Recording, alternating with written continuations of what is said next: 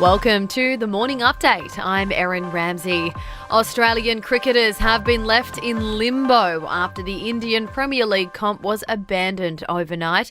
It's after more positive COVID-19 cases. It's not clear if the tournament will resume later in the year in the Middle East or will be abandoned. Fast bowler Pat Cummins says they're not seeking any special treatment to get home. Once we flew out of Australia, we knew obviously we'll sign out for 14 days quarantine coming home. But as soon as the hard border shut, obviously no one has ever experienced that before. So it added a little bit of anxiety for a few of the Aussies over here. Meanwhile, the Human Rights Law Centre is considering legal action against the federal government over the ban on Australians returning from India. Lawyer Jeffrey Robertson says the Biosecurity Act, which includes fines and jail terms, suspends a key right of citizenship. This is an ethical question. Does the government have a duty to save its own citizens? Because several thousand of them are in peril in India. There's been a setback to plans for a travel bubble with Singapore. COVID-19 restrictions have been tightened after a cluster of COVID-19 cases there. Singapore was hoping to begin travel arrangements with Australia next month. Foreign Affairs Minister Marise Payne has joined counterparts from India, South Korea and South Africa at the G7 meeting in London. Talks centred on the COVID-19 crisis in India.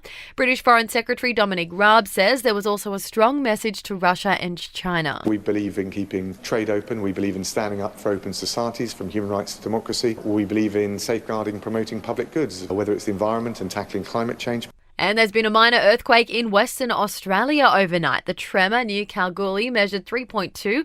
Residents say it shook their homes.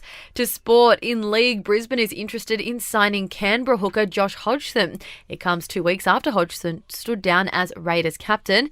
2 games in the A-League tonight. Brisbane playing Western United and Perth Glory at home to Melbourne City.